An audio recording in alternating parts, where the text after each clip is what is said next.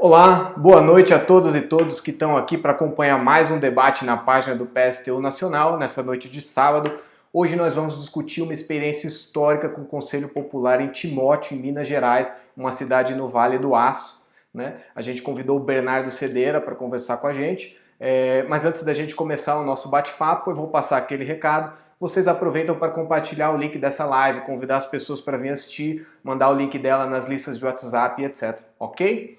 Eu vou pôr aqui o link das nossas redes sociais. Lembrando que o PSTU também está no Twitter, está no Instagram, está no YouTube. É importante que vocês se inscrevam no nosso canal, marquem lá para receber a notificação e não perder nenhuma das lives que a gente tem feito. Essa live, inclusive, está sendo transmitida ao vivo lá também, ok? Tem um comentário fixado aí nos comentários na página do PSTU Nacional, que tem também um número de WhatsApp. Se você quiser receber os nossos materiais, você manda uma mensagem lá, a gente troca essa ideia. Ok? Só lembrando que essa live é transmitida na página do PSTU Nacional, no nosso canal no YouTube e no Instagram, e é retransmitida por várias outras páginas do PSTU nos estados, mas se você quiser mandar o seu comentário, mandar uma pergunta na página do PSTU Nacional, ok? Bom, como eu disse, hoje o nosso debate é sobre a experiência do Conselho Popular em Timóteo, né? Você que já se perguntou o que aconteceria se o PSTU elegesse um prefeito. Bom, né, em 1988, né, ainda não era o PSTU, era a Convergência Socialista, uma das organizações que deram origem ao PSTU. Isso aconteceu, foi eleito um prefeito em Timóteo e lá foi aplicada essa política do Conselho Popular e hoje a gente vai conversar com o Bernardo Cedeira a respeito disso, ok? O Bernardo já está aqui com a gente, eu vou chamar ele, pôr ele na tela. Boa noite, Bernardo.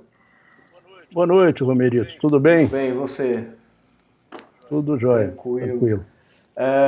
Bernardo, bom, antes deixa eu apresentar, para quem não conhece, o Bernardo Cedeira é da direção nacional do PSTU, ele é colaborador do jornal Opinião Socialista e foi, em 1988, na época da Prefeitura de Timóteo, foi secretário de Comunicação Social lá, ok?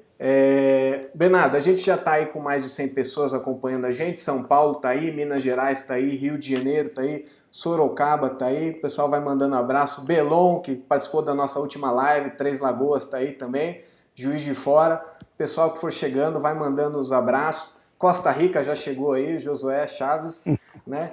Pessoal que for chegando vai mandando aí um abraço, a gente vai mencionando. Bernardo, para a gente começar o nosso debate hoje, a gente tem feito uma série de lives que tem debatido principalmente a situação do país, né, e do mundo com recorte da pandemia especificamente. E hoje a gente vai discutir a experiência do Conselho Popular de Timóteo, né? Aí acho que para a gente começar o nosso debate, qual é a importância de se debater uma experiência como essa do Conselho Popular em Timóteo nesse momento hoje? A gente já fez algumas discussões sobre, né, como a pandemia coloca o debate de socialismo ou barbárie, etc. Imagino que vá por aí. Mas por que é importante discutir a experiência de 88 em Timóteo hoje no Brasil? Então, Romerito, em primeiro lugar, é importante porque esse tema dos conselhos populares, não especificamente a experiência de Timóteo, ele é um tema muito atual, muito atual. Por quê? Porque justamente por causa da pandemia, nós estamos vivendo uma época de convulsão do capitalismo. Não é só a crise sanitária e humanitária que existe com a pandemia, mas essa crise está sendo acompanhada de uma crise econômica brutal, você vê que é uma recessão no mundo inteiro, né? Uma crise social que é inevitável que ela acompanhe essa crise econômica e uma série de rebeliões de massa que começaram já, né, como a gente vê nos Estados Unidos, né, e que tem muita relação com a crise política dos governos, etc. Então, nessa situação, nesse panorama que é mundial, começam a haver rebeliões em que o tema da auto-organização dos trabalhadores ele emerge naturalmente. Por exemplo, vou só citar uma coisa. Nos Estados Unidos, como fruto da rebelião contra o racismo, contra a pandemia, contra o desemprego, que está relacionado com essas três coisas, aconteceu um pequeno fenômeno que eu acho significativo. Na cidade de Seattle, os manifestantes, depois de uma repressão da polícia muito forte, organizaram uma zona autônoma, que eles expulsaram a polícia, 6 quarteirões eles formaram barricadas, e eles formaram um tipo de auto-organização que eles controlam a comida, a entrada das pessoas com barricadas, não pode entrar a polícia, como eu disse, né? A limpeza, tudo eles controlam. É um exemplo bem pequeno, tá? Mas é significativo do que deve voltar a ocorrer. E, em segundo lugar, essa experiência tem importância. Alguém pode dizer, mas isso no Brasil, Timóteo é uma pequena cidade, tem 30 anos dessa experiência. O problema é que existem certos elementos comuns, que eu vou explicar depois quais são, que acontecem em todo tipo de processo de auto-organização dos trabalhadores ou de auto-organização popular. E eu vou tocar e explicar esses exemplos comuns. E é muito importante que a vanguarda juvenil, a vanguarda operária, tudo isso comece a entender como isso ocorre, para que a gente possa orientar, quando vierem explosões sociais em nossos países, orientar como construir essas formas de auto-organização. Então, é um tema, para mim, muito atual. Perfeito. Bernardo, deixa eu aproveitar e mencionar mais um pessoal que sempre que a gente começa a anunciar, o pessoal começa a comentar, né? Então, é importante mencionar o pessoal que chegou aí, mineração lá de Minas Gerais está aí, Amapá está presente, ABC, Anápolis, Betim, Jaú, Rio Grande do Sul, Campinas, Rio Grande do Norte, o Heraldo de Londres está acompanhando aí, está mandando um abraço também. Um abraço para todo mundo, em primeiro lugar, e especialmente eu acho que o pessoal de Minas tem interesse em tudo isso. O pessoal do Vale do Aço, se tiver aí. Pois é, Timóteo que fica em Minas, né? Vale do Aço é mais ou menos ali meio leste de Minas, o pessoal que me corrija depois dos comentários aí, eu não sei se... Ipatinga, região de Ipatinga ali, né? Importante região da produção de aço. Mas, Bernardo, em 1988, a Convergência Socialista elegeu Geraldo Nascimento em Timóteo, né? Hoje parece uma coisa tão distante da realidade, um partido revolucionário elegeu um prefeito, etc. O que aconteceu em Timóteo em 88 para a Convergência levar a prefeitura, né? Excepcionalidade, o que aconteceu? Um alinhamento dos astros, né? O que se dava em Timóteo nessa época? Não, é importante explicar o seguinte, nós nessa época éramos uma tendência, uma ala do PT, né? O PT foi muito favorecido nas eleições municipais de 88 e elegeu, inclusive, o prefeito de São Paulo, a Erundina, e várias prefeituras. Por que isso aconteceu? Nós estávamos no governo do Sarney, que foi o primeiro governo civil depois da ditadura.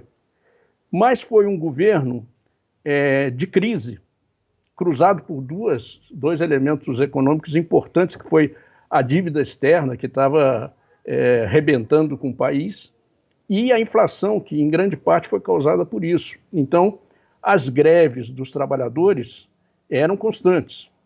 E, em Minas Gerais, em especial, a Convergência Socialista tinha um peso muito grande dentro do PT, porque dirigia o Sindicato de Metalúrgicos de BH e Contagem, e dirigia vários sindicatos. Depois, um ano depois, a gente formou uma federação de metalúrgicos, que existe até hoje, né? Dirigiu a greve com a ocupação da Mannesmann, que o Zé Maria foi um dos principais dirigentes. Então, a Convergência Socialista tinha esse peso, né? E, em Timóteo, nós tínhamos justamente o candidato a prefeito. O que aconteceu em 88, um pouquinho antes das eleições? Entre essas grandes greves, houve uma greve que teve uma repercussão nacional, que foi a greve da Companhia Siderúrgica Nacional, a CSN de Volta Redonda.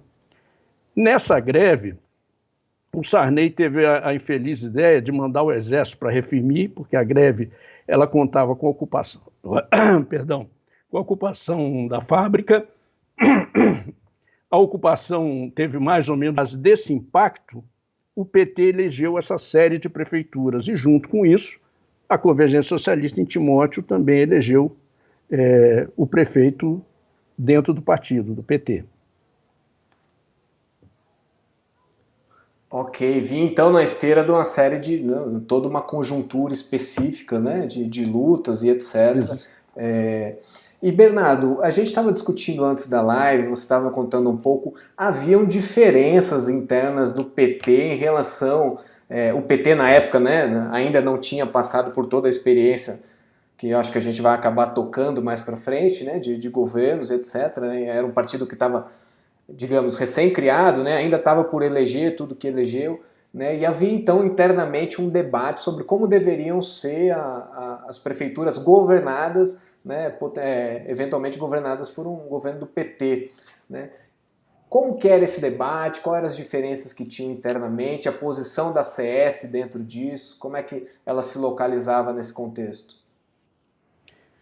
É importante a gente frisar o seguinte, no começo, o PT foi fundado em 1980, ele era um partido muito diferente do que ele chegou ao governo, né?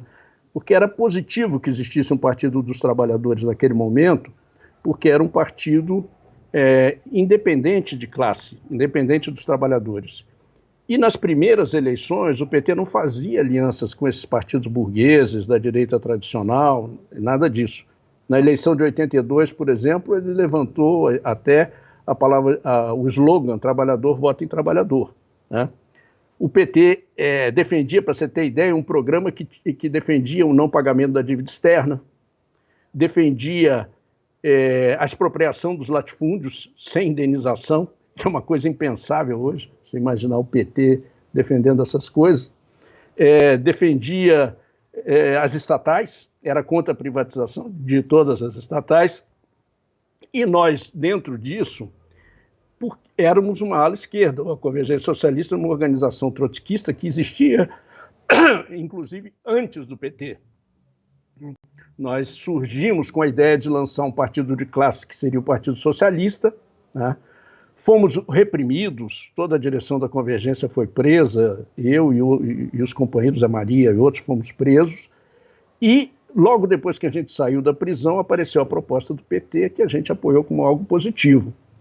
Agora, o PT tinha uma contradição desde o princípio. A sua ala oportunista, que era dirigida desde o princípio pelo Lula, né, tinha a posição de fazer alianças com a burguesia, de, digamos assim, atuar sempre dentro da institucionalidade burguesa. Tá? É curioso que esse problema...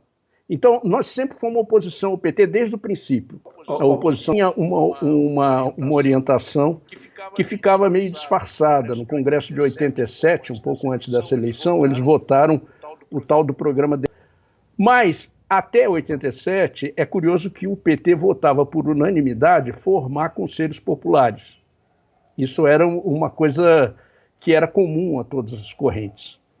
Mas quando o PT ganhou essas prefeituras, São Paulo, inclusive, e várias outras, tá, capitais, a única corrente que aplicou o problema de conselhos populares foi a Convergência. Desvirtuava os conselhos populares, que foi o orçamento participativo, que foi feito em Porto Alegre. É importante ressaltar que foi um processo que teve muita aceitação popular. Houve grandes assembleias do orçamento participativo, 3.000 pessoas, 2.000 pessoas e etc. Mas o orçamento participativo era uma coisa muito limitada. Era limitado a 10% do orçamento, né?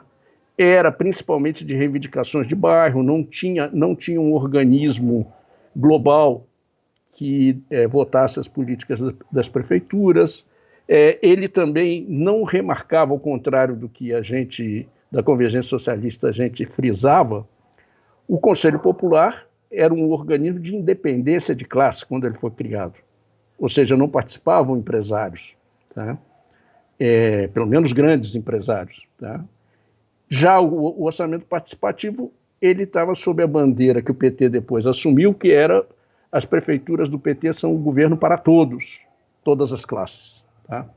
Então, em geral, no princípio não havia essa diferença, mas a partir de que houve a vitória das grandes prefeituras, o PT abandonou conselhos populares, mudou a sua palavra de ordem, passou a ser governo para todos, tá?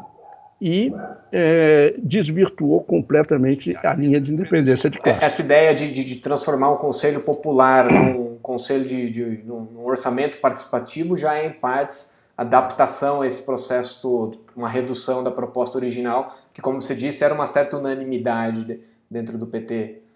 Exato, exato. Foi uma proposta de redução. O Tarso Genro, que foi um dos autores dessa proposta, ele inclusive escreveu um artigo dizendo: Conselho Popular é uma ideia inviável, porque ela é uma ideia que ela tem características de uma proposta soviética, ou seja, de soviet, de conselhos mesmo. Isso não dá para fazer, nós temos que adaptar isso à institucionalidade que existe no país. Ele foi bem claro nisso aí. Tinha uma certa clareza da mudança que eles estavam fazendo, sim. Da linha oportunista, né? Da linha de adaptação à democracia burguesa. Bernardo, a CS era a única corrente que continuou defendendo isso dentro do PT? Olha, eu não me lembro agora, já faz tanto tempo, se era a única que continuou defendendo. Eu sei que foi a única que aplicou, tá? Porque existiam outras correntes de esquerda, mas eu não sei se alguma teve a oportunidade de aplicar. Mas no final todas abandonaram, né? Sim, né? Acabou virando o que, né, a gente já conhece da história. Mas, Bernardo, eu imagino que deva ter tido também um certo debate interno na CS, né? Tipo, o pessoal esperava eleger Timóteo? Como é que era? Ou foi uma surpresa? Tipo, e agora que a gente faz, né? A gente lançou a candidatura e ganhou, e agora? Né? Como foi esse processo? Houve uma discussão interna, né? Nacionalmente, o partido discutiu isso, se teve ajuda da Internacional, algo do tipo? Olha, antes da eleição, eu não posso dizer que a gente esperava ganhar. O pessoal de Timóteo, eu acho que achava que sim, o Geraldo Nascimento sim. Mas para nós, talvez foi, não digo uma surpresa, mas era algo que não era a principal hipótese que a gente trabalhava. Mas entre a eleição e a posse, que naquela época era mais... acho que foi antecipada para janeiro, sim, se eu me recordo bem. Então teve 2 ou 3 meses aí que a gente fez uma discussão interna importante, né? E justamente essa discussão interna foi o que baseou depois nossa polêmica com o PT. Porque nós fomos buscar em alguns exemplos, tá? Quem quiser depois pode verificar, que é principalmente na resolução da Terceira Internacional sobre a democracia burguesa, em que eles colocam que orientações o Partido Comunista deve ter se ganhar, por acaso, alguma prefeitura. Então, eles colocavam 3 orientações fundamentais, que foram as que a gente começou a aplicar no momento que a gente tomou posse na prefeitura. Tá? A primeira questão é que eles dizem o seguinte: o Partido Comunista teria que transformar a prefeitura numa superestrutura, numa administração de oposição ao governo nacional burguês. Né? Isso foi o primeiro elemento que nós tomamos muito a fundo. Por exemplo, surgiu durante os primeiros meses da prefeitura uma discussão do governo do Sarney de privatizar a Cesita, que era a principal empresa, uma siderúrgica, hoje se chama Aperam, e era a principal empresa de Timóteo, né, que na época tinha 7 mil trabalhadores, e a ideia deles era o que foi feito depois pelo Fernando Henrique, se eu não me engano, que era privatizar a empresa. E a prefeitura encabeçou uma luta contra a privatização, contra o governo, né, e fez atos em defesa da Cesita e tal, e o Sarney depois não conseguiu privatizar. Então, esse elemento foi um primeiro elemento importante, que a gente tomou da terceira.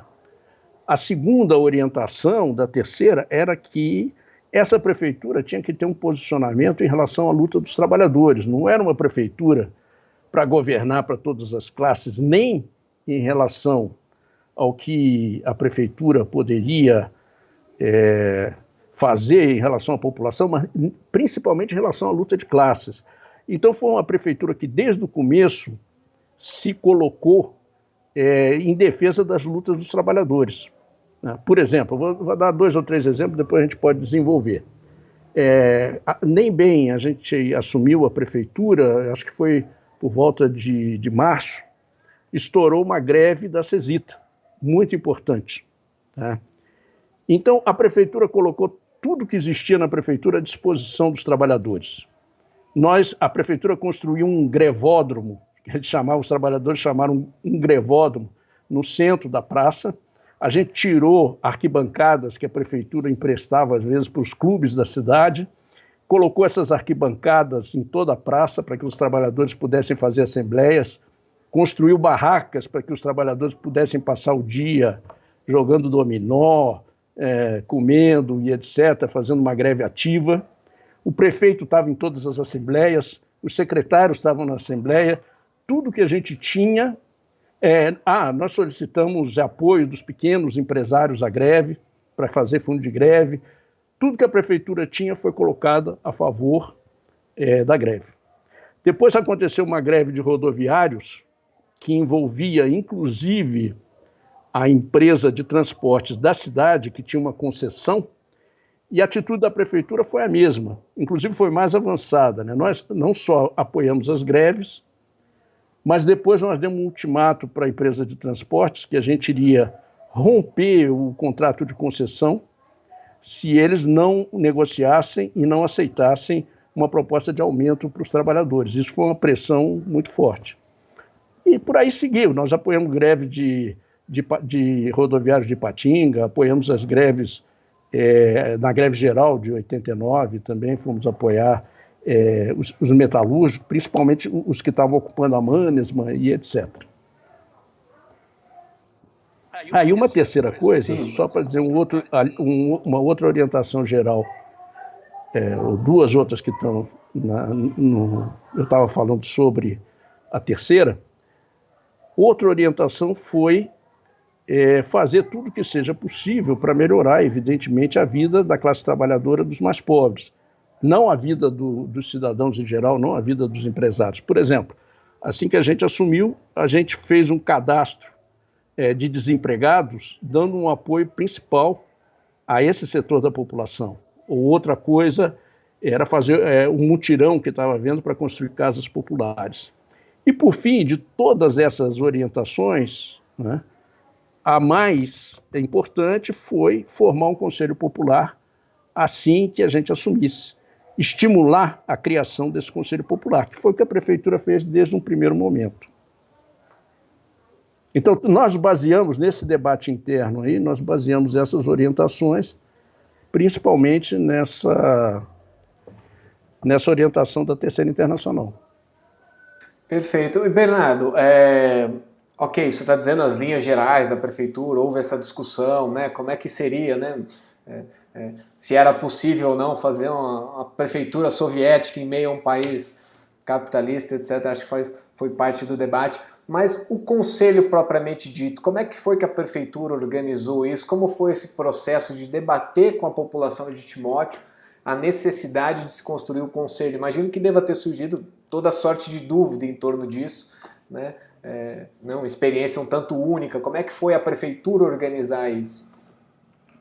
Então, é importante essa observação que você fez. Nós sabíamos desde o primeiro momento que nós não estávamos numa situação revolucionária, tá?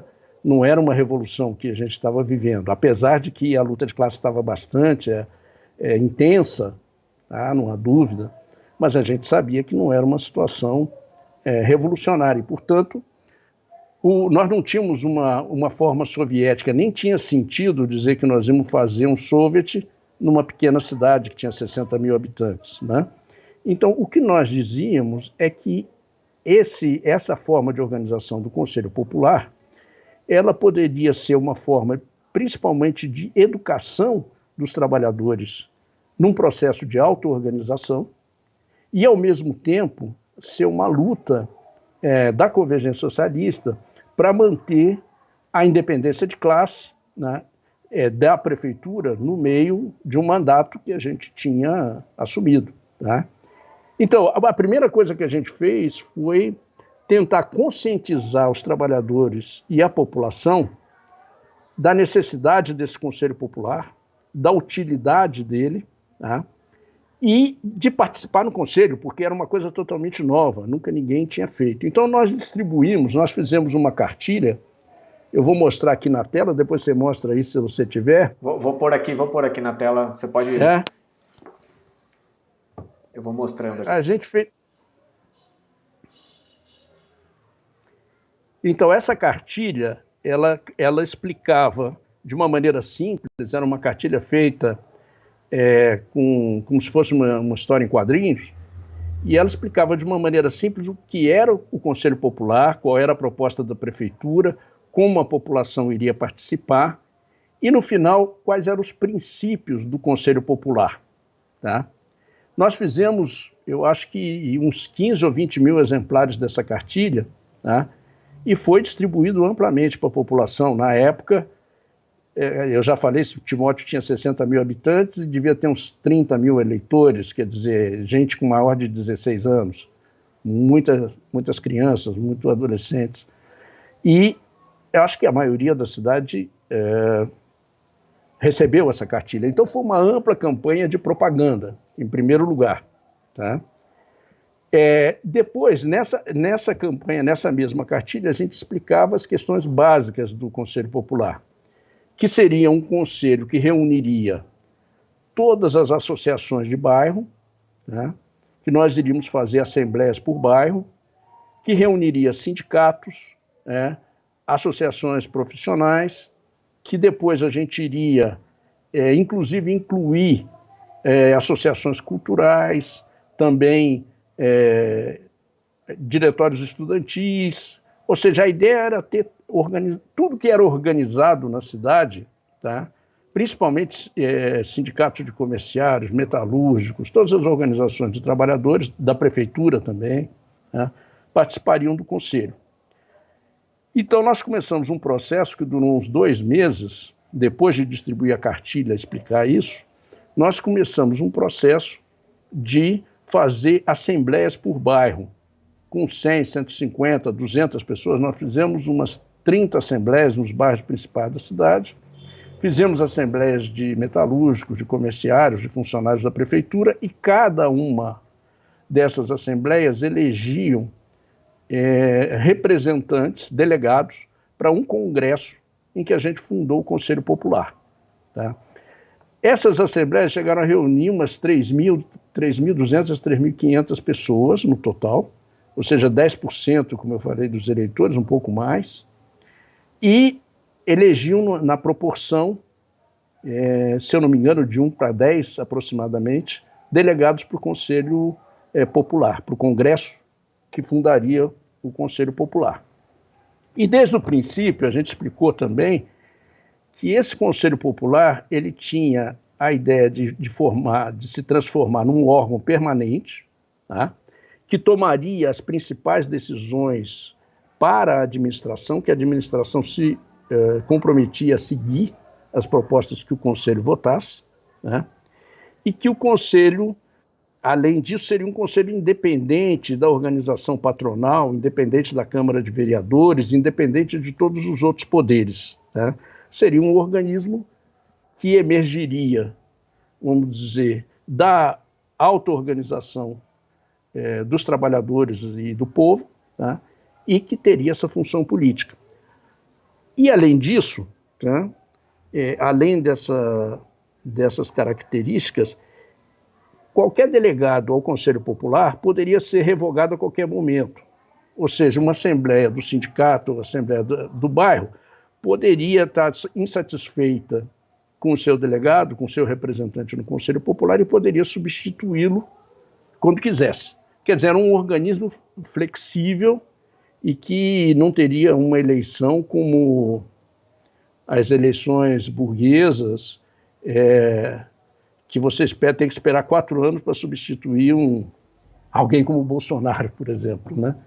era um organismo muito flexível. Então, aí entra um outro elemento muito importante, Romerito, que é o seguinte: na verdade, um dos elementos mais importantes que nós queríamos conquistar com o Conselho Popular era educar a maior parte, principalmente da vanguarda de trabalhadores, que existe uma outra alternativa a essa democracia burguesa, que é uma democracia falsa, né? Uma democracia limitada, formal, em que existe tudo para você favorecer o poder financeiro, né? Por exemplo, numa Câmara de Vereadores, você elege os mais corruptos, aqueles que conseguem fazer caixa dois, conseguir dinheiro de empresários e etc. O vereador ou o deputado, ou qualquer um, se eterniza ali, sem ter que trabalhar, sem ter que fazer nada, ganhando um dinheiro. Então, a democracia burguesa é uma democracia falsa, formal, limitada. E nós queríamos implantar justamente a ideia de que é possível ter uma democracia dos trabalhadores, muito mais democrática e feita pelos próprios trabalhadores e suas organizações, né? Ok, Bernardo, deixa eu fazer uma pergunta. Eu tô mostrando a cartilha pro pessoal aqui. Aliás, estão pedindo a cartilha. Gente, eu já vi que tá rolando no WhatsApp aí, daqui a pouco chega em vocês. Se não chegar, o Bernardo está preparando um estudo sobre o episódio e vai ser disponibilizado lá, e qualquer coisa a gente vê de disponibilizar essa cartilha junto, etc. Né? Acho que não tem problema nenhum nesse sentido. Bernardo, deixa eu só mencionar o pessoal de Roraima está mandando um abraço aqui também. E o Solimar Cunha, de Brasília, está dizendo que foi para Timóteo ajudar a construir isso aí. Está aí assistindo com a gente. Né? É verdade. Um abraço, Solimar. Teve lá. Mas, Bernardo, deixa eu... A cartilha tem um quadro aqui, eu vou pôr na tela, só um segundo. Que tem um momento que se pergunta, o Conselho Popular vai substituir as funções da Câmara? Né? Como é que era essa relação do Conselho Popular com os outros organismos da prefeitura, né? A institucionalidade burguesa? A CS optou por construir quase que um organismo paralelo à institucionalidade tradicional burguesa. Como é que era essa relação com as outras instâncias? Era conflituosa, não era? Como é que foi a aceitação disso? Não, totalmente conflituosa. Quer dizer, é óbvio que a Câmara, do primeiro momento que a gente lançou a proposta, eles já perceberam, né? Apesar de que você vai ver que na cartilha a gente coloca que nós não queremos fazer um antagonismo com a Câmara e etc., que era justamente para ganhar tempo, para a gente poder implantar a proposta antes que eles começassem a tentar bombardear. E durante um mês ou dois que a proposta teve assim, uma aceitação popular grande, e foi feito um congresso que tinha mais de 300 delegados e tal. Então, nesse primeiro momento, o conflito ficou só latente, tá? E a gente procurou não acelerar o conflito, mas foi inevitável. A Câmara se jogou com tudo depois e procurou... Aí eu vou entrar isso, vou explicar mais tarde. Eles foram um dos principais elementos de pressão sobre a administração que levou ao fim do Conselho, com uma greve contra a administração e etc. Então, a Câmara, evidentemente, eles têm um primeiro momento, como a gente tinha o prefeito, eles não podiam impedir, tá?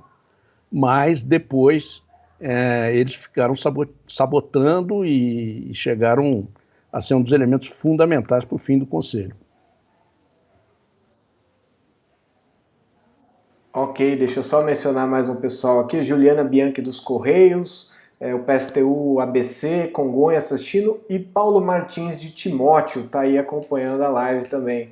Não sei se o Paulo Martins tem idade para ter acompanhado essa experiência, eu não consigo ver aqui pela foto, mas né, um abraço aí para o Paulo. Um abraço também. Se for quem eu penso, eu acho que estava por lá.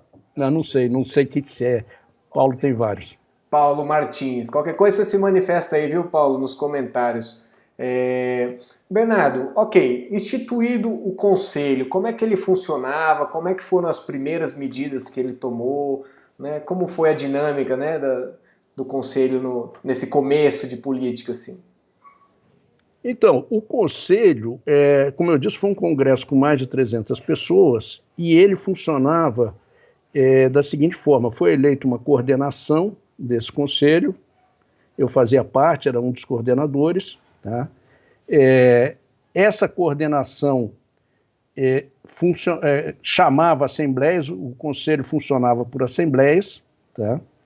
Com mais ou menos os mesmos delegados, e do conselho foram tiradas comissões de acordo com temas que eram do interesse central dos trabalhadores, da população de Timóteo. Por exemplo, uma das primeiras coisas, tinha uma comissão de educação, uma das primeiras coisas que foi estimulada pela prefeitura foi a eleição de diretores de escola do município. Foram eleitos nesse primeiro momento. Bem diferente do que o Ministério da Educação está fazendo agora com as universidades, né? Diga-se de passagem, só um parênteses. Mas diga lá, Bernardo. Não, era muito interessante, porque uma eleição direta com professores, pais de alunos, né? Alguns eram crianças e obviamente não participavam, mas quando eram adolescentes, a partir de uma certa idade, também votavam, e pais, né? Então integrava muito, e foi um dos elementos mais importantes. Outra coisa, talvez a comissão mais importante que levou uma decisão do Conselho foi a Comissão de Transportes, porque o transporte na cidade era um problema. Era um monopólio de uma empresa que tinha concessão, que se chamava Águia Branca, e essa empresa queria aumentar as passagens que já eram altas para a época. E como havia uma inflação muito grande, o transporte pesava muito sobre os trabalhadores. A gente fez a discussão na comissão, levantou uma série de elementos na comissão que mostravam pelas planilhas e por tudo que a empresa já estava com um valor da passagem que correspondia a um lucro grande. Votamos no Conselho Popular o congelamento das tarifas e conseguimos impor isso aí à empresa, dizendo que se eles insistissem com a ideia de aumentar a passagem, nós poderíamos romper o contrato e, inclusive, pelo tempo que existia na empresa, nós poderíamos municipalizar o transporte e, inclusive, expropriar os ônibus, porque já tinha mais de 10 anos, eles deviam ter renovado a frota, etc. Quer dizer, nós conseguimos reunir uma série de argumentos mostrando que o congelamento e a municipalização podiam ser feitos e eram uma necessidade da população. Com isso, a empresa recuou e congelou as passagens enquanto existia o conselho, né? Então, trabalhava assim, não era simplesmente um organismo. Outra coisa que o conselho discutiu foi esse problema da luta contra a privatização da Cesita. Não era só um organismo de deliberação, também era um organismo que estudava, reunia e executava coisas. Servia para todo um debate com a população, né? Mais do que uma instância burocrática, era interessante. Bernardo, o Paulo Martins está dizendo que sim, estava lá e que lembra de tudo, lembra do episódio. O Israel Pinheiro também está dizendo que participou como convidado do Congresso. Estava lá também. Timóteo, o pessoal de Timóteo aí tá em peso na live aí. Aproveitar um abraço para Israel e o Paulo Martins, então deve ser o que eu conheço como Paulão. Deve ser ele. Maravilha. Edwayne, rodoviário do Ceará, também está assistindo, está mandando um abraço. O pessoal do Piauí está aí também. Bernardo, deixa eu aproveitar uma pergunta. A gente mencionou a relação do Conselho com a Câmara dos Vereadores. O Jean Menezes está perguntando aqui, a relação com a Justiça, no caso, como é que era? Também era conflituosa a relação com a polícia? Como é que era a situação de... Eu não sei se na época tinha guarda municipal, mas como é que era a relação com, né, o aparato de repressão, digamos assim, o Conselho? Como é que foi isso aí? Olha, digamos assim, a polícia, pelo menos em Timóteo, não interveio, porque como a prefeitura que estava impulsionando essas ações de apoio às greves e etc., estava o prefeito nas manifestações e etc., a polícia não tinha muita margem para reprimir. Além do mais, a situação política na época era diferente, né, da de hoje. Então, com a polícia, não me lembro de ter havido grande problema. tá? E o maior problema mesmo foi a Câmara, porque a Justiça também não chegou a se manifestar, porque a Câmara atuou de outra maneira. Como ela não tinha possibilidades, vamos dizer, de legalmente impedir que o Conselho funcionasse, não tinha nada que dissesse que não podia funcionar, o que ela fez foi tentar dividir, né, e jogar principalmente os funcionários municipais que viviam uma situação difícil, né, como todo trabalhador naquela época, por causa da inflação, jogar eles contra a prefeitura. E nessa situação dividir o Conselho. Né? Eu vou explicar isso mais por fim, quando eu explicar por que o Conselho não durou muito tempo, como ele terminou. Perfeito. Só um segundo. Ok. Bernardo, mas você está dizendo que o Conselho não durou, você disse que vai explicar depois, mas assim, durou quanto tempo o Conselho? Durou aproximadamente 4 meses e meio, 5 meses, tá? Porque o congresso de fundação foi em fim de março, começo de abril. Tá? Agora, essas datas eu teria que olhar, não me lembro muito bem. E ele foi até agosto. Tá? Então, talvez seja melhor explicar isso depois de todas essas intervenções, essas ações que o Conselho fez, explicar o que acontecia. Quer explicar? Pode ser. Acho melhor, talvez. Sim. Então, esse tipo de auto-organização dos trabalhadores, primeiro, é uma coisa que dentro da sociedade capitalista, ela nunca dura muito tempo. Se ela é uma organização muito avançada, né, de tipo soviético, como foram, por exemplo, os primeiros conselhos de trabalhadores, nasceram na Revolução de 1905 na Rússia. E no começo eles eram organismos só de luta dos trabalhadores para organizar uma greve geral que houve em Petrogrado, e depois se transformaram em organismos políticos, né, em que havia declarações do Soviet sobre todos os temas políticos do país, contra o governo e etc. Esse tipo de organização ela tem vida curta porque ela termina, em geral, com uma repressão da burguesia.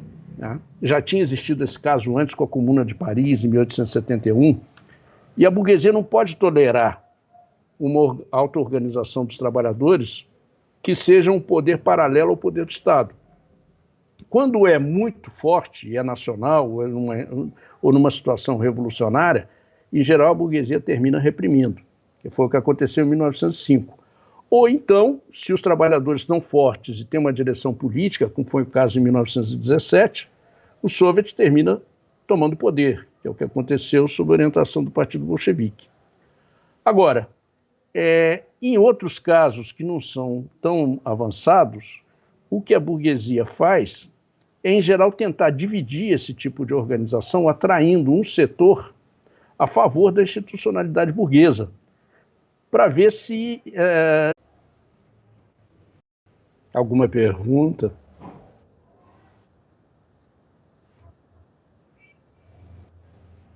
Tivemos uma oscilação no sinal aí, mas já voltamos. O Bernardo estava dizendo, né, sobre a experiência de Timóteo, né, fez o paralelo com 1905, 1917, e estava dizendo de experiências que não chegam a ter tanta intensidade quanto a do processo russo. Quer seguir daí, Bernardo? O que tinha acontecido? Sim. O que eu estava dizendo é que, geralmente, em processos intensos, em que existe um poder dual, quer dizer, um poder dos trabalhadores paralelo ao poder burguês, o governo burguês, aos poderes e às instituições burguesas, quando não é esse caso, a burguesia muitas vezes procura destruir esse tipo de auto-organização dos trabalhadores por dentro da própria organização. Tá? Então, é comum que a burguesia tente ganhar ou a direção desses processos, né? Ou dividir essas formas de auto-organização para poder destruí-las. Então, em Timóteo, aconteceu uma combinação desses dois fatores. primeiro, uma pressão sobre o prefeito, tá? E segundo, uma forma de dividir a classe trabalhadora. Como eles conseguiram isso, né? O agente disso foi duplo. Por um lado, era o PT, e por outro lado, era a Câmara. Tá? Por um lado, dentro do PT, na própria administração, não havia só a Convergência Socialista. A Convergência Socialista tinha o prefeito, tinha 3 secretários. Durante um período, nós demos a orientação, mas existiam outros setores, existia a articulação, a DS, existia os setores da igreja, setores independentes, que tinham uma linha mais reformista. Isso foi um elemento. Num primeiro momento, esses setores não davam a tônica, tá? Mas na medida que cresciam as pressões da burguesia, a pressão da direção da CESITA, a pressão da empresa de ônibus, pressão da Câmara Comercial, e etc., etc. E na medida que a Câmara de Vereadores conseguiu criar um movimento para atacar a prefeitura, então nós começamos a perder, inclusive, o prefeito. Então, explicando, a Câmara de Vereadores, um vereador em particular, mas tinha um apoio de mais 2 ou 3, se eu não me engano era do PMDB, ele organizou uma greve de funcionários municipais, principalmente do setor de obras públicas. Tá? Esse setor tinha amplas razões para estar insatisfeito, porque eles tinham a inflação naquele ano, no ano seguinte, chegava até 70%, 80% ao mês, tá? Que levou à greve geral de 89, do começo de 89. E não havia, naquele momento não era a data base dos funcionários municipais. Tá? No entanto, eles organizaram uma greve. Tá? E no começo, a prefeitura, essa greve era conduzida, dirigida por esse vereador em particular e por outros que estavam junto com ele. A greve dos trabalhadores não era contra a prefeitura, mas a prefeitura era, digamos assim, a patronal, entre aspas. Mas a greve, eles tentavam dar à greve um contorno político. Então eles reivindicavam 100% de aumento e tentavam dar uma greve, um contorno político contra a convergência. No começo, o prefeito negociou, né, tentou negociar com os trabalhadores, mas na medida que a greve se aprofundou, houve 2 orientações. A orientação da convergência era negociar e ceder algum tipo de aumento, né, para satisfazer a necessidade dos trabalhadores. E a posição do prefeito foi outra. Tá? Ele cortou a negociação em determinado momento, suspendeu a negociação e começou a descontar os dias parados como uma forma de repressão, de pressão contra os trabalhadores, é uma coisa clássica, né? Para que os trabalhadores voltassem ao trabalho. Né? Então, nós não concordamos com isso e começou a haver uma divisão dentro do Conselho. Num primeiro momento, a Convergência Socialista ganhou dentro do Conselho uma posição de apoio à greve contra o prefeito. Tá? Isso foi muito interessante, mas foi a última manifestação independente do Conselho. A Convergência votou no Conselho uma posição contra o próprio prefeito. Contra o próprio prefeito. E ele não gostou, né? Desconfio, então, né? Então, o que aconteceu? Primeiro nós votamos e ganhamos no Conselho o apoio à greve. Tá? Foi a última manifestação independente. Tá? Mas aí ele reagiu e disse que não podia continuar com a gente, com eu e 2 companheiras mais como secretários da administração, tá? ou em suma, nos demitiu. Tá? E depois nós continuamos com uma campanha política junto à base, né? Junto à empresa, aos trabalhadores da CESITA, junto à população, defendendo a resolução do Conselho Popular, né? E explicando por que nós estávamos contra o prefeito e por que nós estávamos apoiando a greve dos funcionários municipais. Mas, na verdade, aí entrou uma contradição. Apesar do Conselho ter tido essa manifestação independente, né, o Conselho tinha sido inspirado pela Prefeitura e apoiado pela Prefeitura. Então, nesse momento, foi difícil o Conselho continuar funcionando, né, sem o apoio da Prefeitura. E o Geraldo, então, terminou com o Conselho. Foi, de uma maneira ou de outra, foi extinguindo o Conselho e terminou. Demitiu vocês e encerrou o Conselho? Nós levamos o caso ao Congresso da Convergência Socialista e o Geraldo foi expulso da Convergência, né? Porque nós consideramos que tinha sido uma traição aos trabalhadores, a ideia... Uma questão de princípios. Isso, e as próprias ideias. Ele até hoje não aceita que foi expulso, que eu saiba, né? Porque ele disse que tinha sido separado porque tinha uma divergência política, mas nós consideramos... Mas ele foi expulso sim, porque a gente considerou que foi, além de um problema de uma diferença política só, que era uma questão de princípio, apoiar um movimento... melhor que apoiar, não reprimir o movimento de trabalhadores. Tá? O Geraldo era militante histórico? Tinha muitos anos de organização? Isso era um problema. Isso era um problema também. Aliás, como é que era o partido, a CS em Timóteo? Imagino que não devia ser muitos militantes. Como é que foi esse processo? Aumentou durante a experiência do Conselho? Como é que foi? Aumentou bastante. Eu não sei... era um grupo pequeno, tá? Que tinha poucos companheiros, talvez uns 15 companheiros quando ganhou a prefeitura, e ele não tinha metalúrgicos, tinha comerciários, que eu me lembro, tinha professores, talvez fosse um setor mais forte, comerciários dirigiam o sindicato, tá? Era um setor, era gente jovem, bastante aguerrida, tá? Mas o Geraldo, em especial, ele vinha da igreja, e ele não tinha muito tempo com a Convergência naquela época, não. Talvez uns 2 anos, 3 anos, era pouco tempo que ele tinha na organização. E a formação dele era uma formação toda da igreja. Tá? Que aconteceu? Apesar dele, ele era uma pessoa conhecida e representativa na cidade, era o mais conhecido, não tem a menor dúvida, e o mais representativo. Quando ele foi eleito, ele era um homem da igreja? Ou ele trabalhava... Não. Ele já era da Convergência, talvez há uns 2 anos ou pouco mais. Trabalhava com o quê? Ele era advogado. Tá? Ok. Advogado. Ele foi advogado de sindicatos rurais, advogados de ocupação de terra e etc.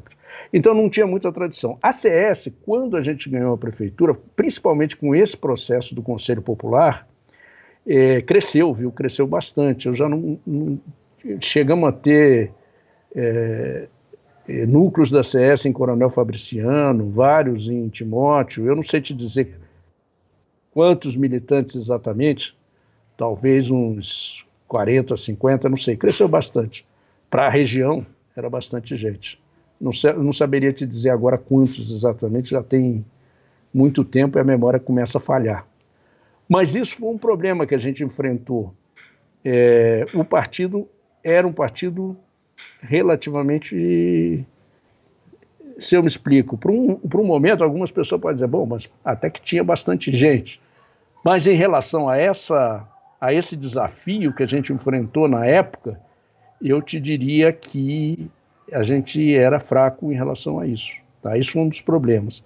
E fraco também em tradição, porque por isso é uma coisa que quando a gente começou a falar sobre a live, e eu tenho esse texto escrito que depois eu devo disponibilizar aí nos sites do PSTU, no site em outros, no Facebook, etc., é muito importante que a gente crie uma tradição, né, dentro dos revolucionários e socialistas, que os revolucionários e os socialistas aprendam das lições do passado. Tá? Isso é fundamental, porque, na verdade, o nosso programa é construído dessas grandes experiências do passado. E, às vezes, uma pequenininha como essa ajuda. Tá? Mas é claro que, por exemplo, a Comuna de Paris deixou enormes lições para o programa da Revolução Socialista. Principalmente, o Marx mesmo dizia, principalmente a destruição do Estado burguês e a construção de um outro tipo de Estado, operário. Os soviets e a Revolução Russa deixaram lições muito maiores ainda, né? E essas pequenas lições, a nossa tem uma certa importância só pelo fato de que ela é mais próxima dos brasileiros, mais próxima da elite, mais próxima do PSTU, entendeu? Porque foi vivida por gente que ainda está viva, que pode transmitir isso. Mas então essas lições são fundamentais, no meu modo de ver. E nós em Timóteo, naquela época, não tínhamos ainda essa tradição, esse partido consolidado, entendeu? Perfeito. Estão dizendo aqui que eu acho que é Conceição Godoy e Bernadette, as outras secretárias. Com certeza. Eram as duas, Conceição Godoy, que era professora, tá?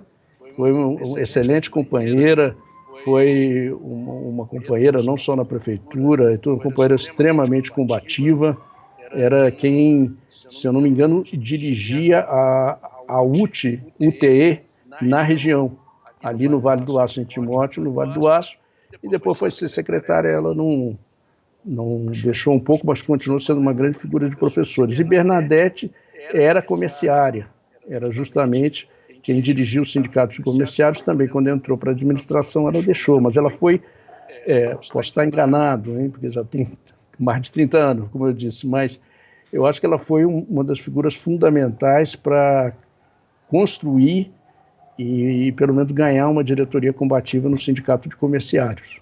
Também uma grande companheira. Quem lembrou aqui foi a Conceição Rodrigues, que me parece que está no Pará hoje, pela olhada rápida aqui no comentário dela. Bernardo, a gente acabou entrando no debate, né, na discussão sobre o fim do Conselho, mas tem algumas perguntas, acho que a gente podia voltar só para não deixar passar. A Deise Gomes, do Rio de Janeiro, está perguntando, né, se tinha algum debate sobre destinação de verbas públicas, né, dentro do Conselho. Como é que era esse debate do orçamento, das verbas da Prefeitura dentro do Conselho? Porque você disse que deliberava sobre um monte de coisas e etc. Especificamente sobre o orçamento, tinha uma comissão também? Olha, tinha uma comissão que eu me lembro sobre o problema da habitação, que era um dos problemas mais importantes do município, porque o município de Timóteo é um município muito bem estruturado, porque toda a verba, digamos assim, que era arrecadada, ela tinha que ver com os impostos que a Cesita pagava, né? Então, nisso aí, e também a Cesita teve uma política de construir casas, né? E vários bairros eram esse mesmo sistema que algumas siderúrgicas têm, como a Uzi Minas é a mesma coisa. A empresa, numa época, na década de 60, 70, construía bairros. Só que existiram vários bairros que foram, digamos, fruto do pessoal do campo que vinha atraído pela força econômica do município e vivia em condições precárias, tá? Que eram distritos, inclusive, quase fora do núcleo de Timóteo, tá? Então, um dos problemas que a gente tinha justamente era essa população pobre. Se eu não me engano, um distrito chamava Eldorado, se eu estou bem lembrado, e tinha outros. Então, um dos problemas foi justamente o mutirão de casa para construir casas e residências. Agora, o Conselho não teve muito tempo para discutir tudo do orçamento. Antes que pudéssemos chegar a aprofundar essa discussão, ele acabou, né? De fato, 4, 5 meses é pouca coisa, né? Não dá tempo nem de... E também você tem que entender a época, né? A época era um negócio tão, vamos dizer assim, vertiginoso, que as coisas aconteciam. Nesses 4, 5 meses aconteceu, sei lá, uma greve de um mês da Cesita, greve de rodoviários, uma greve geral do país, ataques ao governo Sarney, uma inflação que todo mês você tinha que remarcar preços com 50%, 60% de aumento. Então era um negócio meio vertiginoso. Também não deu muito tempo. Ok, deixa eu só mencionar mais um pessoal aqui. O Havana do Luta Popular está acompanhando. Canoas, Rio Grande do Sul, está aí. A Noemi do PST peruano também está acompanhando, sempre está nas nossas lives aí. Um abraço para a Noemi. Bernardo, deixa eu aproveitar e juntar duas perguntas aqui, já que a gente entrou no debate sobre como terminou o Conselho. Uma pergunta da Marcela Azevedo e uma do Leon Silva Zoccarato. Né? Eles estão perguntando, a Marcela pergunta qual foi o grau de envolvimento dos trabalhadores com essa proposta e se ficou algum resquício desse conselho na cidade depois que ele terminou, né? Ou simplesmente acabou. E o Leon Silva está perguntando qual foi o impacto na população diante da extinção do conselho, como é que foi que a população viu, né, essa experiência passar 4, 5 meses, começou e terminou, como foi recebido pela opinião pública isso em Timóteo? Olha, eu acho que o impacto, o que eu pude viver, tá, o impacto foi muito positivo, muito grande. Quando nós fizemos, por exemplo, o congresso de fundação, foi uma participação muito grande, né, de representantes de todos os bairros. Eu acho que gerou uma série de expectativas. Nos meses de existência do Conselho, coisas como eu falei já, a questão do transporte, a questão do ato contra a privatização da Cesita, e etc., etc., foram resoluções que tiveram um impacto sobre a população muito grande. Mas quando o Conselho terminou, eu imagino que os companheiros estão pensando assim, bom, mas isso teve um impacto super negativo sobre a prefeitura, ou sobre o prefeito, por exemplo, que de fato foi quem acabou com o conselho. Eu te diria que não foi bem assim, porque o problema é que havia uma expectativa em relação à prefeitura e o prefeito do PT, né? E o prefeito, nesse ponto, nós tivemos em desvantagem, porque o prefeito tomou uma decisão, né? Uma parte da população apoiou ele, uma parte importante, havia expectativas no prefeito. Então, não houve tempo, eu acho, para que se consolidasse na população uma prática e uma educação que vissem o Conselho como algo essencial à sua forma de organização, tá? E a burguesia conseguiu, na minha opinião, o que eles queriam, que era justamente dividir uma parte da população, ou da vanguarda que estava organizando o Conselho, uma parte a favor do prefeito e outra parte conosco. Então, aos poucos, como o prefeito tinha o aparato, é preciso lembrar que ele demitiu a gente, que ele continuava com o aparato na mão e etc. Então, foi prevalecendo essa opinião, essa posição. Então, agora, se hoje, não digo hoje, né, mas se durante alguns anos essa ideia continuou na lembrança das pessoas e tal, isso eu não sei te dizer porque nós tivemos que sair. Não todas as pessoas que eram da Convergência, mas principalmente a gente que estava na prefeitura, numa cidade muito pequena, nós ficamos sem nenhuma forma de sustento e a gente acabou tendo que sair. Agora, é importante, isso que eu, ligado com essa pergunta, eu queria mostrar um pouco que esse problema, né, e que ele decidia, então, na verdade, o que ele estava dizendo é o seguinte: o Conselho Popular é uma formalidade, porque o Conselho Popular votou a favor da greve contra a minha opinião, e, no entanto, eu vou implementar o que eu acho, porque eu sou o prefeito, né? Isso foi a posição dele.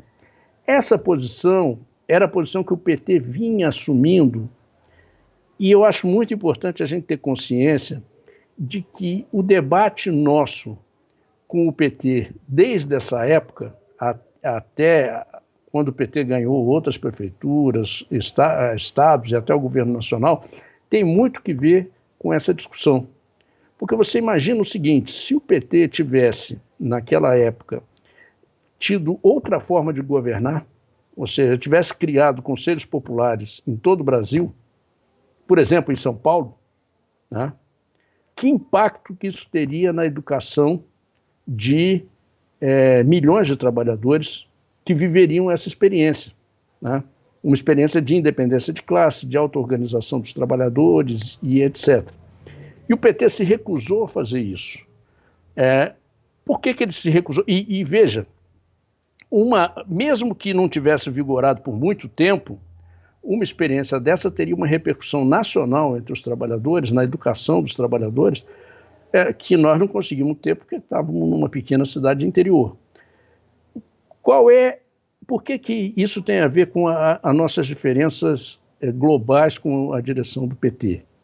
Porque a direção do PT, desde aquela época, lógico que às vezes com contradições, mas escolheu um caminho, que era o seguinte: administrar, né, a democracia burguesa, administrar o capitalismo, né, e da pior maneira, porque num momento de crise como aquele, e não fazer nada que fosse contra as instituições burguesas e que fosse contra o governo da burguesia. Isso foi a escolha do PT. Tá? Então, por isso era diluir o caráter de classe, vamos governar para todos, inclusive para a burguesia, tá?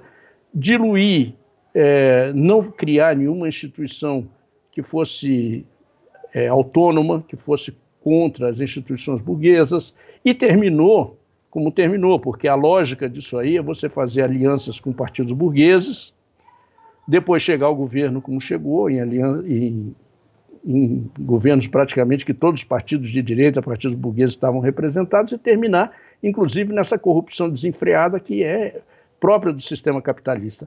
Então, essas diferenças vinham desde essa época. Perfeito. Bernardo, deixa eu fazer mais umas perguntas. O pessoal está com as curiosidades históricas aqui. Você foi secretário de comunicação, qual outras duas secretarias que o ACS dirigiu em Timóteo? Você se lembra? Ixi, Nossa Senhora. A Conceição era secretária de Educação. Eu, na verdade, esse cargo de comunicação social era um pouco formal, né? Era inventado. Eu era uma espécie de coordenador do secretariado municipal. A Conceição era secretária de Educação, e a Bernadette, agora é difícil, eu não me lembro se ela era secretária de... Não era de administração, não me lembro agora. Tá? Tudo bem. Talvez se a Coxa estiver assistindo a live, é possível que ela lembre, porque ela estava em Timóteo nessa época. Aliás, o pessoal de Timóteo que estiver acompanhando a live aí, se quiser comentar sobre qual é o legado histórico, se ainda se fala no tal conselho em Timóteo, manda um comentário aí. Bernardo, deixa eu aproveitar e perguntar uma outra coisa, que em geral as pessoas perguntam para o PSTU, é uma dúvida normal que surge, em relação a salário e a todos esses privilégios que a gente vê hoje, né? Como é que era em Timóteo, né? O prefeito da CS tinha lá auxílio paletó, como é que era que funcionava o salário dele? O prefeito e os secretários, que eram nós instituímos uma norma que era o seguinte: nós ganhávamos salários iguais a um funcionário do partido, a um profissional do partido, tá? Recebíamos isso, mas é claro que o nosso salário era 2 ou 3 vezes mais, porque, na verdade, o salário de quem trabalhava para o partido naquela época era bem baixo. E o salário da prefeitura era muito maior, e a gente contribuía com esse salário para o partido, tá? Inclusive o prefeito, tá? Ainda que ele tivesse, até pelas obrigações, tivesse um pouquinho mais para, sei lá, poder comprar um terno ou qualquer coisa assim. Mas isso funcionou até o momento da ruptura, né? Aí ele se desobrigou disso. Talvez tenha sido até uma pressão também, tá? Mas a cotização era alta. Nós éramos contra que se recebesse salários daquele tipo, tá? Perfeito. O pessoal da construção civil de Belém está mandando um abraço, a Amapá está aí também. O pessoal vai chegando aí, enfim. Bernardo, você já tocou mais ou menos no assunto, mas para a gente explorar um pouco mais, assim... Aliás, deixa eu fazer uma outra pergunta antes que eu estou me lembrando aqui. O Rubens Donizete perguntou, né, tá lembrando que em 88, né, já tinha discussão sobre né, o processo da Constituinte, etc. Né? Como é que foi a posição da CS em relação ao processo da Constituinte? Né? Tem toda uma polêmica em torno da posição que o PT teve em relação a ela. Como é que era o debate de conselhos populares, no debate da Constituição, se existia alguma coisa nesse sentido, como é que era? Não, que eu me lembre, não existia nenhuma proposta de organização dos conselhos populares como a gente propunha, tá? Surgiu na época, isso foi uma característica da luta contra a ditadura, do fim da ditadura em 84 e da questão da Constituinte, que foram a formação de conselhos, que eles chamavam até conselhos populares, se eu não me engano, mas que não tinham essas características, que era conselho de saúde, conselhos de outros setores, mas que não eram deliberativos, tá? Na verdade, eram conselhos consultivos. Tá? Teve cidades que formaram, sei lá, conselhos para habitação e tal, mas eram, em geral, conselhos consultivos. Não tinham nenhum deles o caráter que a gente propunha. E que eu me lembro, não foi colocado isso na discussão da Constituição, que eu me lembro, posso estar enganado, tá? Mas que eu me lembre. Agora, a posição nossa em relação à Constituinte era que o PT não devia assinar a Constituição como um todo, porque a Constituição, na verdade, era uma Constituição burguesa, né? E que ela, apesar de dentro dessa Constituição haver conquistas trabalhistas e conquistas, inclusive, contra a penetração do capital imperialista no país, etc., havia monopólio do petróleo, etc., coisas que depois foram sendo retiradas e foram sendo atacadas pela burguesia durante esses últimos 30 anos, mas apesar disso, a Constituição como um todo era uma Constituição completamente burguesa, né? Que tem vários elementos, desde da preservação das Forças Armadas até todos os outros elementos que têm que ver com a inviolabilidade da propriedade privada e etc., etc., uma Constituição burguesa. E nós estávamos contra assinar e contra que o PT assinasse também. Né?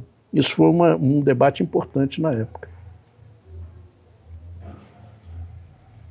Perfeito. Deixa eu só mencionar que o coletivo de artistas socialistas está aí acompanhando também. Jorge está mandando um abraço. Metalúrgicos do norte de Minas, lá em Pirapora, estão mandando um abraço. Campo Grande, Mato Grosso do Sul, está aí também.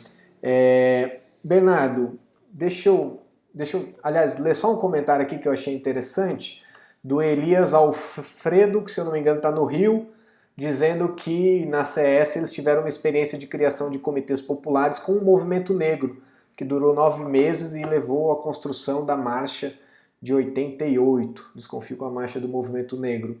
Interessante também.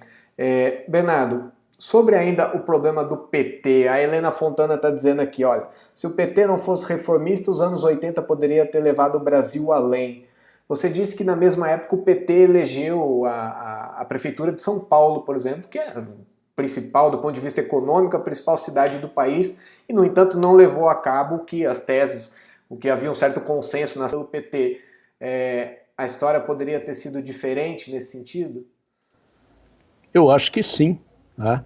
Porque o elemento fundamental de um partido, se fosse um partido revolucionário socialista, né, o PT se dizia socialista na época, apesar de que nunca entrou tanto na discussão de se era revolucionário, evidentemente não era, mas o principal, como o Lenin dizia, não são conquistar qualquer melhora dentro do capitalismo.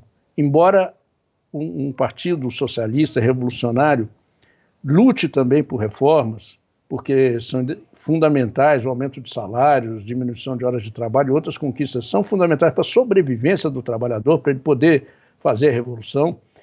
E também a gente defende qualquer conquista que a classe tenha, mas não é o nosso objetivo essas reformas. O mais importante é a mobilização e principalmente a organização da classe.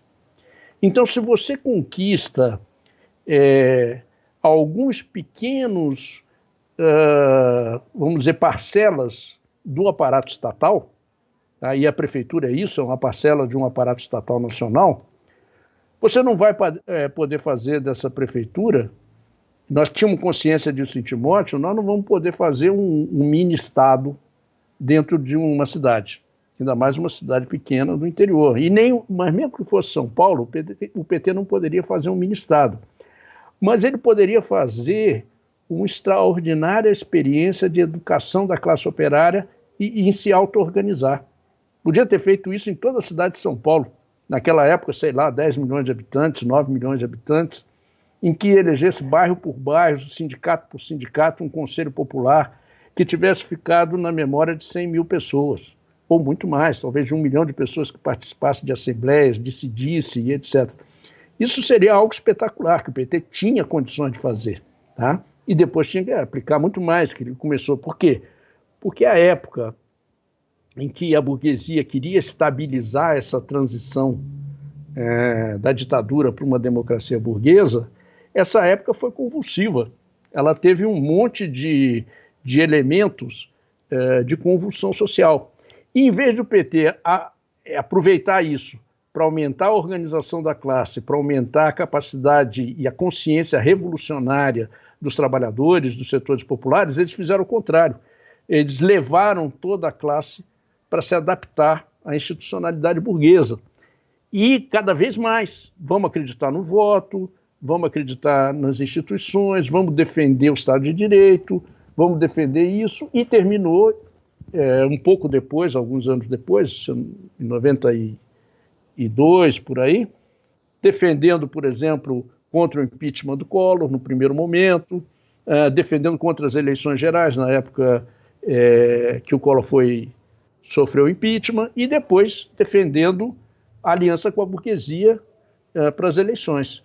Então, foi todo um caminho que, do ponto de vista do PT, a direção do PT foi fazendo o PT assumir aos poucos, tá? Porque, como existia uma pressão que era bastante forte da base, né, isso não podia ser implementado de uma hora para outra, isso foi sendo introduzido com pequenas mudanças, tá? Mas, com certeza, o PT podia ter se transformado realmente num grande partido socialista e poderia ter adotado posições revolucionárias. Se adotasse essas posições, eu acho que a coisa seria outra.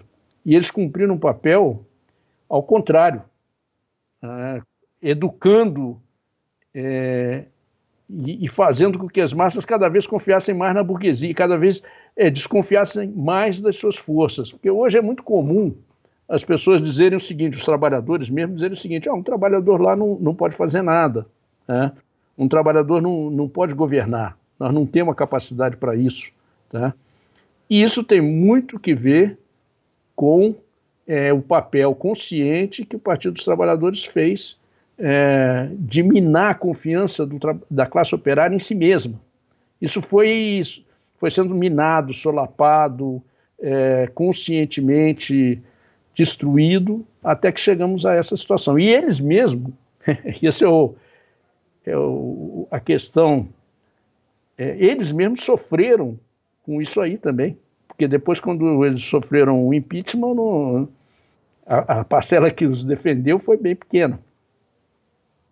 Quis se aliar com quem se aliou, né? Depois reclamou que... se aliou com o bandido e reclamou que foi roubado, né? Em espanhol existe um ditado que eu acho que é muito significativo, que diz o seguinte, você cria corvos e que eles depois te arrancam os olhos. Tá? Isso até tem um filme do Carlos Saura que se chama Cria Corvos, que tem muito que ver com isso. Bernardo, deixa eu fazer mais umas perguntas aqui.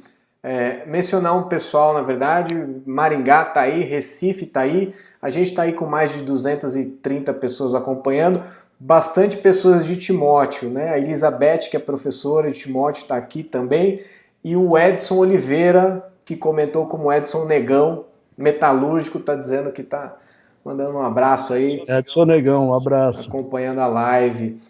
E só fazer um adendo, eu falei da marcha de 88, que o Elias mencionou, a Deise está me lembrando aqui, que é um protesto contra os 100 anos da falsa abolição, né? A Lei Áurea de 1888, 1988 completando 100 anos, então a marcha que eu mencionei no comentário anterior foi em relação a isso. Bernardo, existe uma contradição nesse processo de Timóteo, que é o fato dele ter sido impulsionado desde a prefeitura, né?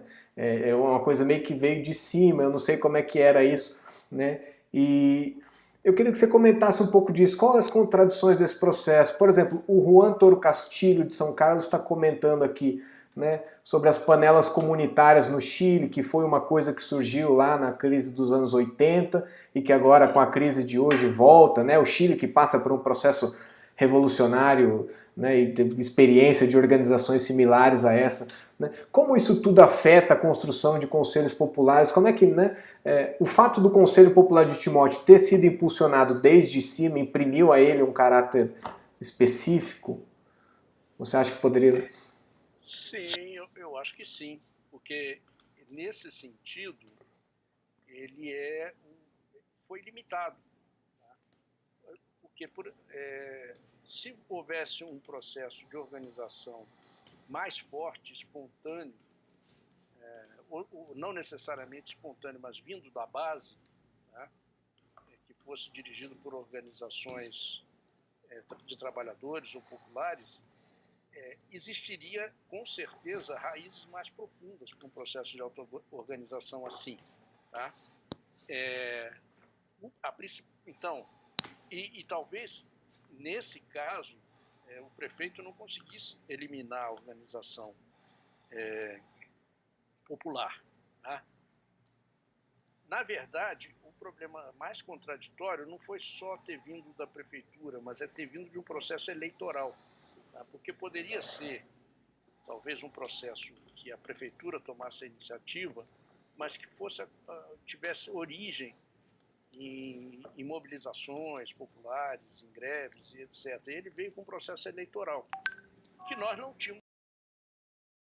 E aproveitar esse processo eleitoral para tentar fazer uma organização de base, uma auto-organização como a gente propôs, né? Eu acho que a nossa orientação, a nossa política foi corretíssima, digamos assim. Mas ele tinha a limitação de todo o processo eleitoral, que é um processo que as pessoas esperam, até certo ponto, do prefeito e da administração, que venham todas as iniciativas a seu favor. E não estão esperando que eles mesmos se organizem para garantir essas iniciativas e garantir as ações da prefeitura. Isso não era o que estava esperado, tá? Então esse processo teve essa limitação, tá? E se não tivesse talvez surgido esse ataque da Câmara, essas divergências com o prefeito e etc., eu acho que a gente teria superado isso e possivelmente, se isso tivesse sido atrasado, eu acho que a consciência na população, nos trabalhadores, da importância desse conselho teria se enraizado muito mais. Se durasse 6 meses mais, 8 meses mais, isso teria sido talvez superado, mas não houve tempo. Perfeito. O pessoal de Timóteo está se manifestando aqui, viu, Bernardo? A Elizabeth Neves, né, que eu mencionei, professora, está lembrando também nos comentários que o Carlos Vasconcelos e o Valdeci Coelho também estão aí, todos de Timóteo. Eu desconfio que estavam aí nessa época. Sim, Valdeci, me lembro bem, Carlos. Muito legal, muito legal. Perfeito. Bernardo, a gente já está com aí 1h30 de live, né? Eu acho que tem muitas coisas para abordar. A propósito, mencionar aqui, o pessoal está me cobrando também nos comentários, Joseneide Gomes e o Leão Silva estão pedindo para mandar um abraço para o ABC. Aí, ABC, um abraço para vocês aí que estão acompanhando a live. Mas eu acho que a gente podia ir para o encaminhamento. E eu queria perguntar para você o seguinte, a gente tem aí já 30 anos da experiência de Timóteo, né, e hoje a gente vive esse mundo atravessado pela crise econômica e a pandemia, como a gente tem feito a discussão em todas as nossas lives, né, e hoje a gente reservou um sábado para fazer essa discussão, né, que embora tenha durado 4, 5 meses, há 30 anos atrás, né, a gente fez questão de resgatar isso, você está fazendo todo o trabalho de discussão teórica e resgatando os documentos, né? Aliás, gente, a cartilha que está circulando aí, não sei se vocês viram, está assinado Bernardo Cerdeira, é um material que ele escaneou aí. Eu queria perguntar para você, já em tom de encaminhamento, qual a importância dessa experiência histórica e de se debater isso hoje? Você acha que está colocada hoje a necessidade de debater organismos de discussão, de base, até de duplo poder, como, né? Embora você tenha dito que a experiência em Timóteo tem uma série de limites, né? Não era um soviet em Timóteo, mas qual a importância de se debater experiências como a de Timóteo hoje, no capitalismo, no Brasil e no mundo que a gente está vendo aí atravessado pela pandemia e revoluções e revoltas explodindo por todos os cantos? Então, eu acho que existem várias... A importância se recobre de vários aspectos, né? O primeiro deles é esse problema de estimular a auto-organização dos trabalhadores nas lutas e nas rebeliões que vão existir. Nós não podemos prever, nem nós provavelmente não vamos ter, não vamos poder provocar em si essas rebeliões, mas nós podemos incidir sobre elas e estimular as formas de auto-organização dos trabalhadores, né? Essa é a primeira coisa. Essas formas podem ser várias, mas elas já existem hoje. Quando você faz uma ocupação de um terreno, por exemplo, luta popular faz vários, você tem formas de auto-organização que são inevitáveis. Se você faz uma ocupação de terras, você tem formas de auto-organização. Até as ocupações de escola que houve aqui em 2016, se eu não me engano, ou 2015, você teve várias formas de auto-organização dos trabalhadores. Eu acho que essa lição é que a gente tem que procurar dar uma forma consciente a essa auto-organização, que aí sim está o nosso papel, né? Dar essa forma uma auto-organização consciente, que ela é superior, quando ela acontece, às formas meramente sindicais, porque a organização de sindicatos é muito importante, mas ela tem uma limitação, que é fundamentalmente lutar pela melhora do salário e pela melhora das condições de trabalho, mas a auto-organização dos trabalhadores ela pode ser muito superior, abarcar todo mundo e ser muito superior a essa organização normal e sindical. A segunda coisa que eu acho que é muito importante como lição dessa época é o problema da democracia dos trabalhadores, ou da democracia operária, da democracia popular. Por quê? Essas formas de auto-organização são muito mais democráticas do que o que eu já falei sobre isso um pouco lá atrás, no princípio, são muito mais democráticas do que o que a gente tem normalmente na nossa sociedade, porque apesar de que existir a formalidade democrática de você votar, tá? O trabalhador e os setores populares não participam, né? Eles não têm a possibilidade de ir numa assembleia, se expressar e dizer, olha, eu quero que seja implementado isso, né? Essa é a nossa necessidade e eu vou eleger representantes para isso. E se eu não estiver satisfeito, eu vou substituí-los. E essa forma de democracia muito mais direta, que é feita em assembleias, que é elegendo representantes, que esses representantes podem ser substituídos a qualquer momento, que você pode controlar esses representantes e não permitir que a burocratização, ou não permitir, inclusive, que a corrupção arraste esses representantes. Essa forma de organização é a organização que nós queremos para um Estado em que os trabalhadores governem. Então, na verdade, qualquer experiência dessa, você está fazendo uma mini experiência de como você poderia organizar uma forma, ainda que bem pequena, bem molecular e etc., de organização dos trabalhadores, de governo de trabalhadores. Essa é a democracia que a gente quer, e não uma democracia burguesa que, na verdade, como Lenin dizia, é uma democracia que você vai escolher quem vai te explorar pelos próximos 4 anos, tá? E esse tipo de democracia é o contrário. A outra coisa que eu acho importante é que a gente tenha consciência do seguinte, como aconteceu em Timóteo, como acontece agora, tá? Vão existir sempre, a burguesia vai incidir sobre esse tipo de organização, sempre, tá? Então, um socialista, um revolucionário, vai defender, em primeiro lugar, que esse tipo de organização sirva para a luta, para a mobilização dos trabalhadores e do povo. Por quê? A luta de classes vai existir sempre. Então, nós temos que educar a classe, tá? Que tem que usar esse tipo de organização para a luta e para a mobilização em geral. E, por último, a incidência que a burguesia vai ter vai ser a luta contra a independência de classe, a luta contra a independência dos trabalhadores. O que matou, digamos, o Conselho Popular é que a burguesia incidiu sobre o prefeito e sobre um setor do Conselho, né, com uma política de colaboração de classes, de respeito à Câmara de Vereadores, respeito às instituições e etc. E foi dessa maneira que a burguesia consegue dividir. Então, a questão da independência de classe é outra lição fundamental, que é que isso que cruzou, foi um dos elementos mais importantes que cruzou a nossa luta contra a direção do PT desde essa época, né?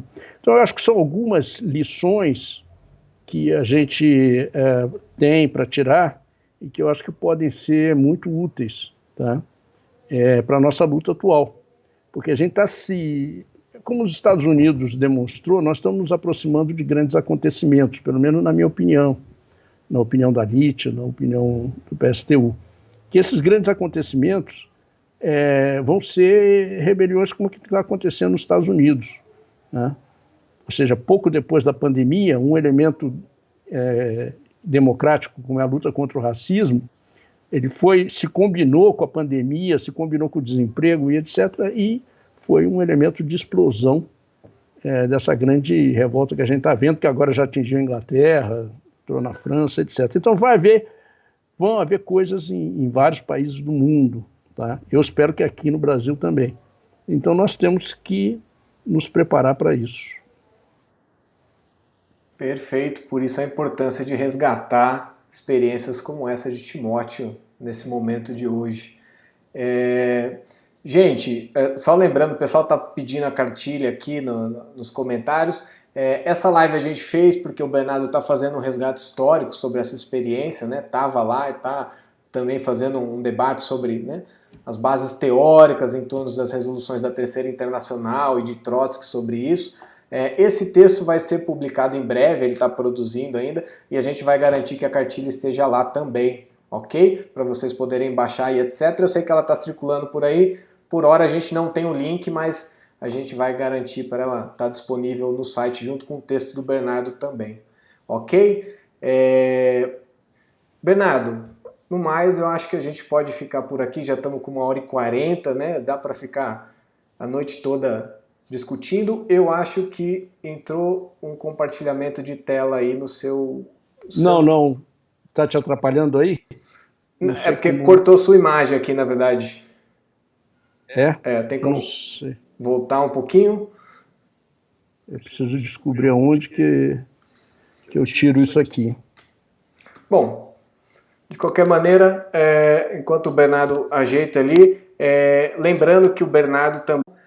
a gente estava caminhando para o final, o Bernardo tem alguns recados para dar, ok?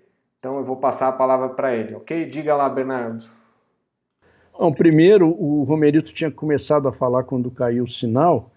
Eu queria convidar todos vocês para assistirem os vídeos da série do Trotsky, que estão tendo um número de visualizações muito grande, mas é importante, quem quiser conhecer as posições da vida e da obra do Trotsky, ver esses vídeos, e inclusive se inscrever no portal do PSTU, no portal do YouTube, que é muito importante, porque vocês podem receber as novas notificações de vídeos, né, e ajudam também as visualizações do conjunto do portal. Então isso era uma coisa que eu queria convidar todo mundo.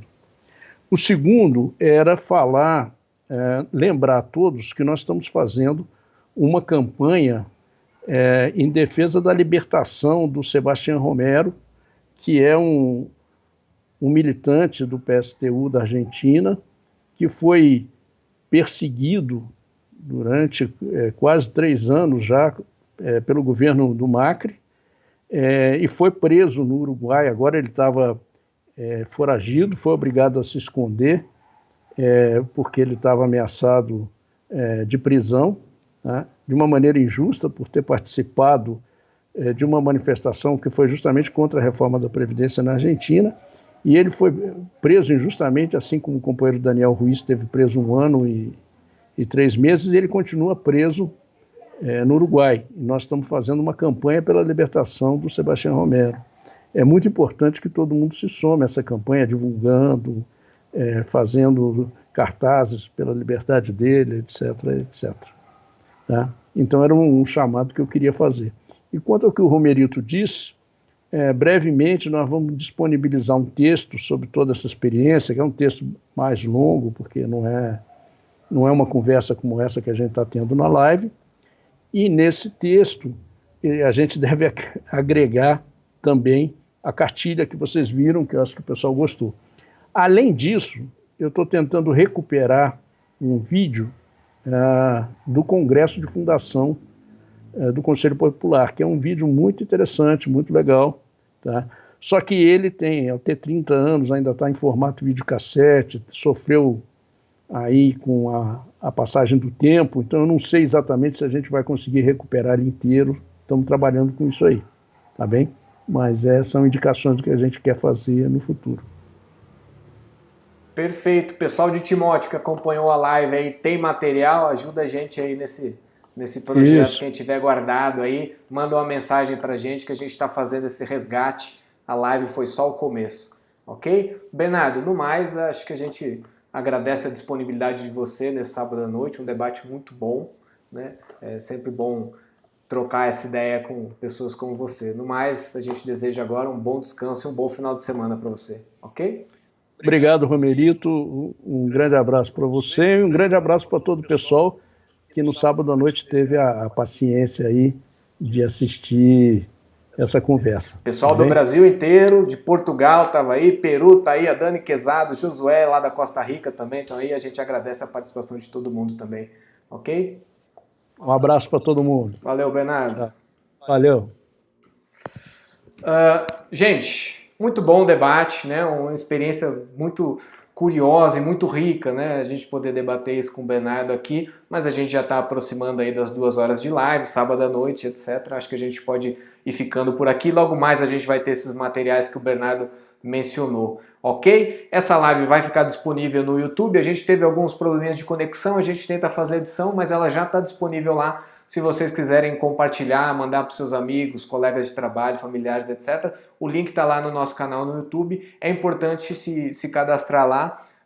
A propósito, lembrando que a gente está nas outras redes sociais, a gente está no Twitter, está no Instagram, está no YouTube, e nos comentários tem aí um comentário do PSTU Nacional fixado com o número de WhatsApp. Se você está acompanhando as nossas lives, não conhece o partido, quer conhecer, manda uma mensagem aí que a gente troca uma ideia. E a gente está mandando também por WhatsApp o nosso jornal. Quem não conhece, vale a pena mandar uma mensagem aí e receber o Opinião Socialista, da qual o Bernardo, inclusive, é colaborador. Ok? Gente, no mais, a gente vai ficando por aqui. Semana que vem a gente tem mais live na quinta. A pauta ainda está aberta, mas assim que a gente souber, a gente posta lá na página. Ok? No mais, um abraço. Até mais.